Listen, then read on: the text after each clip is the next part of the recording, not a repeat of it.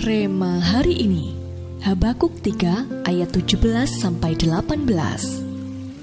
Sekalipun pohon ara tidak berbunga, pohon anggur tidak berbuah, hasil pohon zaitun mengecewakan, sekalipun ladang-ladang tidak menghasilkan bahan makanan, kambing domba terhalau dari kurungan, dan tidak ada lembu sapi dalam kandang, namun aku akan bersorak-sorak di dalam Tuhan, beria-ria di dalam Allah yang menyelamatkan aku.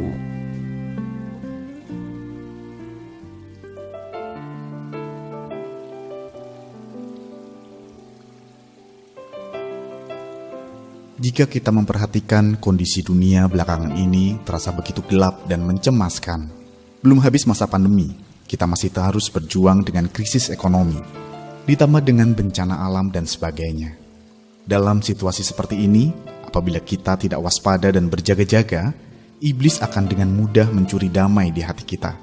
Saat damai dalam hati kita lenyap, kita akan menjadi orang yang mudah mengeluh dan selalu merasa khawatir akan pekerjaan, keluarga dan kesehatan, juga masa depan kita.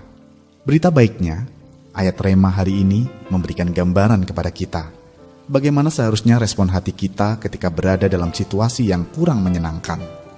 Ya, respon hati yang digambarkan Habakuk 3 ayat 17-18 juga dapat kita pelajari dari gembala sidang kita, Pastor Obaja. Saat sebelum ada pandemi, hampir setiap bulan beliau pergi melayani keluar kota. Bahkan tidak jarang ia pergi ke luar negeri. Beliau melakukan kegiatan tersebut dengan penuh semangat dan tidak kenal lelah. Namun saat pandemi terjadi, dengan terpaksa semua kegiatan tersebut harus dihentikan. Sejak awal pandemi hingga sekarang, semua kegiatan beliau dikerjakan dari rumah.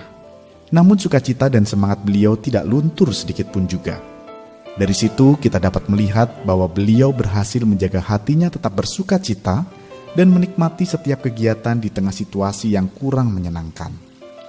Bila saat ini kita sedang menghadapi situasi atau kondisi yang tidak sesuai dengan harapan kita, tidak secara kebetulan jika renungan hari ini menguatkan kita bahwa hidup kita ada dalam kendali Tuhan, sehingga dalam kondisi apapun, hati kita boleh tetap tenang dan damai. Inilah yang dinamakan damai sekalipun. Jangan berikan kesempatan sedikit pun bagi iblis untuk mencuri damai dalam hati kita. Tangkap setiap rema gereja kita dan ambil keputusan untuk berani melangkah.